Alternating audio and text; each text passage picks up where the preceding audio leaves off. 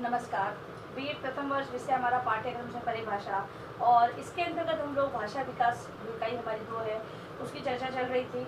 इसी के अंतर्गत हम लोगों ने आज देखा था प्रारंभिक अवस्था में भाषा विकास की प्रक्रिया। प्रारंभिक अवस्था के अंतर्गत जो बताया गया था कि 5 वर्ष तक की आयु का समय जो प्रारंभिक अवस्था के अंदर माना गया है, और इसके अंतर्गत जो बालक है वो अपने आसपास परिवारजन जिस प्रकार की भाषा का प्रयोग करते हैं वह उसी भाषा का अनुकरण वो करता है, परिवेशी भाषा का वो अनुकरण करना सीख जाता है। ठीक है, अब है हमारी बाल्यावस्था में भाषा विकास की प्रक्रिया।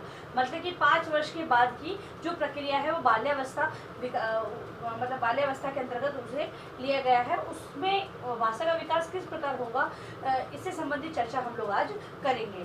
तो 5 वर्ष का हो जाने के बाद 5 वर्ष का हो जाने के बाद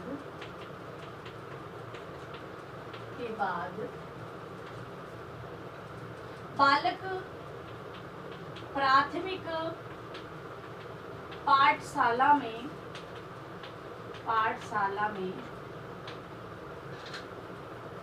प्रवेश करता है। प्रवेश करता है। अध्यापकों द्वारा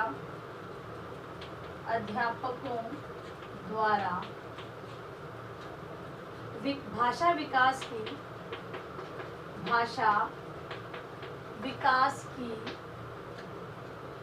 वर्णमाला का ज्ञान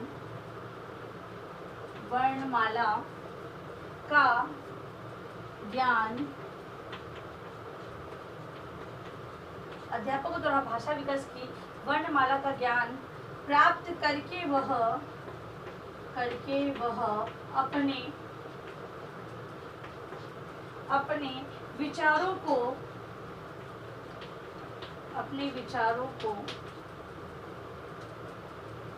भाषा के माध्यम से व्यक्त करना सीखता है और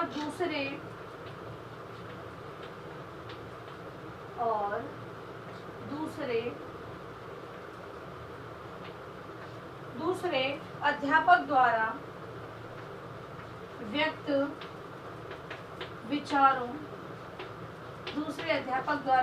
विचारों को भी समझने लगता है। उच्च प्राथमिक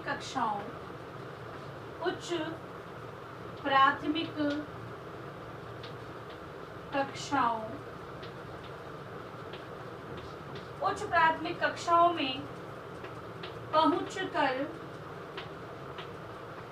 बालक गद्य पद्य कहानी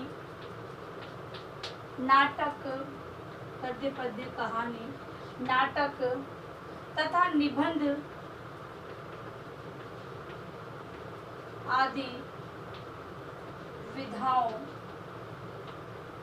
आदि विधाओं को पहचानने लग जाता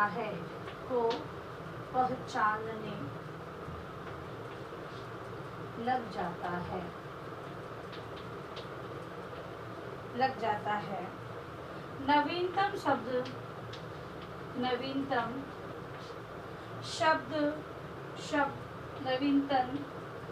शब्द शुक्तियों मुहावरों भाषा शैलियों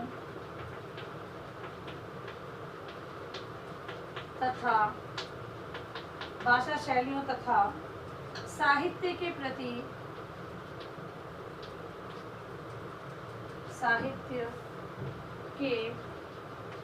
प्रति उसके हृदय में अनुराग उत्पन्न हो जाता है। अगर हम साधन से बात करें तो भाषा के विकास की प्रक्रिया ये 5 साल के बाद होती है। जब बालक है वो प्राथमिक शाला में प्रवेश ले लेता है, अध्यापक है उसे वर्णमाला का ज्ञान प्रदान करते हैं और उसी के माध्यम से अपने विचारों को व्यक्त करना वो सीख जाता है। दूसरे अध्यापक किन विचारों को व्यक्त कर रहे हैं उन्हें भी वो समझने का प्रयास करता है, क्योंकि भाषा का ज्ञान तो भाषा की कक्षा में ही दिया जाता है, लेकिन उस भाषा के माध्यम से वो अन्य विषयों को समझने का प्रयास भी करता है और अध्यापक है वो अन्य विषयों को ज्ञान देते तो उन्हें उसे समझ में आने लग जाता है। उच्च प्राथमिक कक्षाओं में तक वो पहुंचता है, तब उसके अंतर्गत गद्य, पद्य, कहानी, नाटक, निबंध और व्याकरण संबंधी अन्य तथ्यों को पहचानने लग जाता है और उससे संबंधित नवीन शुक्तियों, मुहावरों, भाषा शैलियों तथा साहित्य के प्रति उसके अंतर्गत अनुराग उत्पन्न होने लग जाता है। इस अवस्था में बालक है वो स्वाध्याय की प्रवृत्ति को भी अपनाने लग जाता है कि बालक है वो अध्यापक द्वारा जो दिया हुआ कार्य होता है, दिया गया कार्य होता है, उसे वो स्वयं के द्वारा उस कार्य को वो पूर्ण कर लेता है। और इसके अलावा वो सुनना, वाचन करना, विभिन्न प्रकार की क्रियाएं हैं वो भाषा के अंदर जो क्रियाएं होती है उनको करने के अंदर वो सक्षम हो जाता है।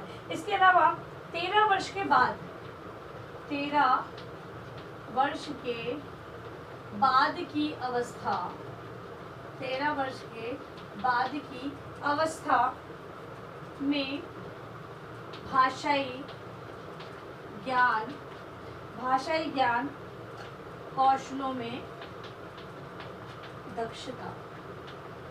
तो 13 वर्ष के बाद, क्योंकि बाल्यावस्था के अंतर्गत ही आ रही है, तो 13 वर्ष के बाद भी बालक के अंतर्गत कुछ दक्षताएं होती है।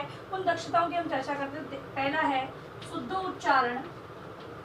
शुद्धोच्चारण के साथ प्रभाव उत्पादक वाचन करना। बालक है वो शुद्ध उच्चारण करना 13 वर्ष के बाद सीख जाता है, या उस अवस्था में आकर वो शुद्ध उच्चारण करना और प्रभावपूर्ण वाचन किस प्रकार किया जाता है, शुद्ध और प्रभावपूर्ण वाचन किस प्रकार किया जाता है, क्योंकि ये भाषा का एक अंग है, भाषा की एक कौशल की बात हम लोग कर रहे हैं, तो वो वाचन करना वो एकदम शुद्ध रूप और प्रभावपूर्ण करना सीख जाता है। इसके अलावा लिपि का सही ज्ञान प्राप्त करना, लिपि का सही ज्ञान प्राप्त करना। बालक है वो इस अवस्था में आकर लिपि का सही ज्ञान प्राप्त करना सीख जाता है। तीसरी बात है शब्दकोश को विकसित करना, शब्दकोश को विकसित करना। जब बालक है भाषा के अंतर्गत पढ़ना सीख जाता है, तब विभिन्न प्रकार के शब्दों का वो प्रयोग करना सीख जाता है और इससे उसके शब्दकोश या शब्द भंडार के अंतर्गत वृद्धि होने लग जाती है। इसके अलावा अपने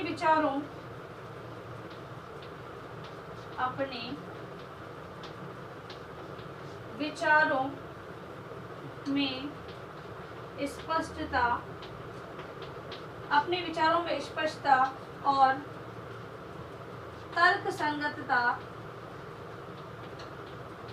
संगतता का समावेश करना।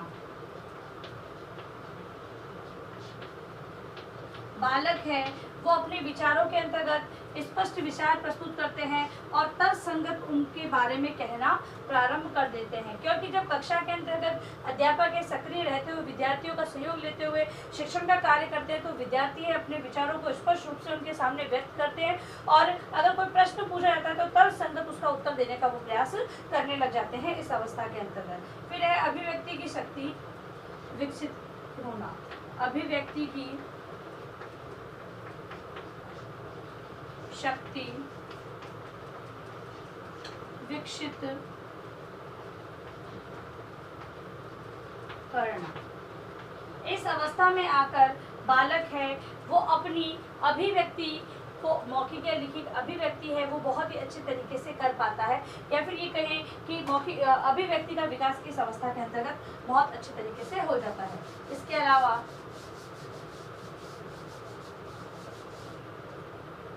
सस्वर उचित लय के साथ पठन की क्षमता, ससर उचित लय के साथ पठन की क्षमता। इस अवस्था में आकर बालकों को उचित गति लय की समझ विकसित हो जाती है और वो अपने पठन के अंतर्गत उचित लय और गति को अपनाते लग जाते हैं। अगला है पठन की आदत तथा भाव ग्रहण। इस अवस्था में बालक है, पठन की आदत उसमें विकसित हो जाती है और भाव ग्रहण करने की क्षमता भी विकसित हो जाती है। फिर है ध्वनियों तथा ध्वनि संग्रहों का ध्वनि तथा ध्वनि समूहों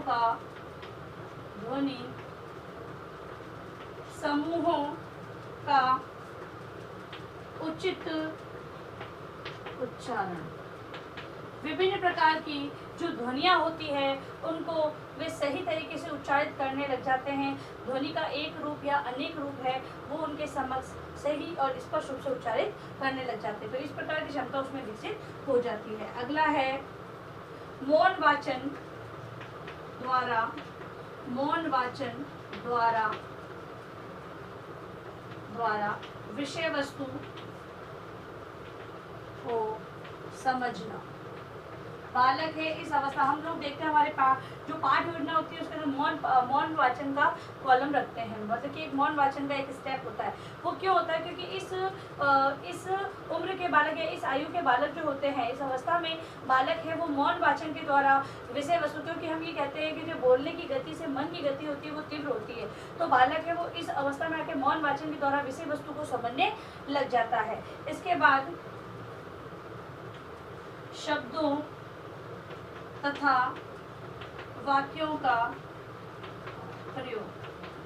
बालक है वो विभिन्न प्रकार के शब्दों और वाक्यों का प्रयोग कहाँ किया जाता है, मतलब ये शब्द है इसका प्रयोग कहाँ करूँगा तो सही रहेगा, या फिर जो मेरे द्वारा वाक्य कहा जा रहा है या लिखा जा रहा है उसका प्रयोग सही है या गलत है, इसके बारे में निर्णय लेने की क्षमता एक बालक के अंतर्गत उत्पन्न हो जाती है। इसके अलावा सुलेख है, अनुलेख है, श्रुत लेख है, उसमें बालक सक्षम हो जाता है। और भी जैसे शिष्टाचार को अपनाना, भाषा के अंदर बोलने और लिखने में शिष्टाचार की भाषा को अपनाना बहुत ही आवश्यक है। हम लोग बालकों को कभी कभी कहते हैं कि बालक है वो सही से उत्तर नहीं लिखता, उसे कहते हैं कि सही तरीके से उत्तर लिखिए, तो वो उत्तर किस प्रकार लिखा जाता है वो सारी क्षमता उस बालक के अंतर्गत उत्पन्न हो जाती है इस अवस्था के अंतर्गत। इसके अलावा कहानी के द्वारा चित्र बनाना, कहानी बताई गई कहानी के आधार पर चित्र बनाना प्रारंभ कर देता है, या फिर चित्रों को दिखाया जाता है तो उसके द्वारा वो कहानी बनाने लग जाता है। चित्रों के आधार पर कहानी की रचना वो कर लेता है, लिखित रूप में रचना भी कर लेता है या मौखिक रूप में बताना कर लेता है। और विभिन्न प्रकार की जैसे प्रतियोगिता है, रचना संबंधी जैसे निबंध है, पत्र लेखन है, ये सारी क्षमताएं हैं वो बालक के अंतर्गत इस अवस्था तक वो सक्षम हो जाता है और वो ये सारी जो मैंने बताई है ये सारी क्षमताएं बालक के अंतर्गत विकसित हो जाती है। अब देखिए अपना गृह कार्य प्रश्न।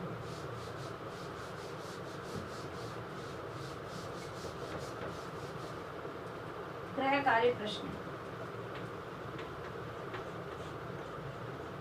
बाल्यावस्था में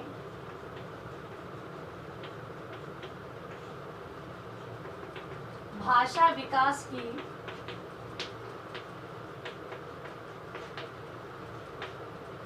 प्रक्रिया को समझाइए। ठीक है, इस गृह कार्य प्रश्न को अपनी उत्तर पुस्तिका में आप लोग लिख कर लाएंगे। और अंत में इस महामारी के दौर में कम से कम आवश्यक कार्य होने पर घर से बाहर निकले।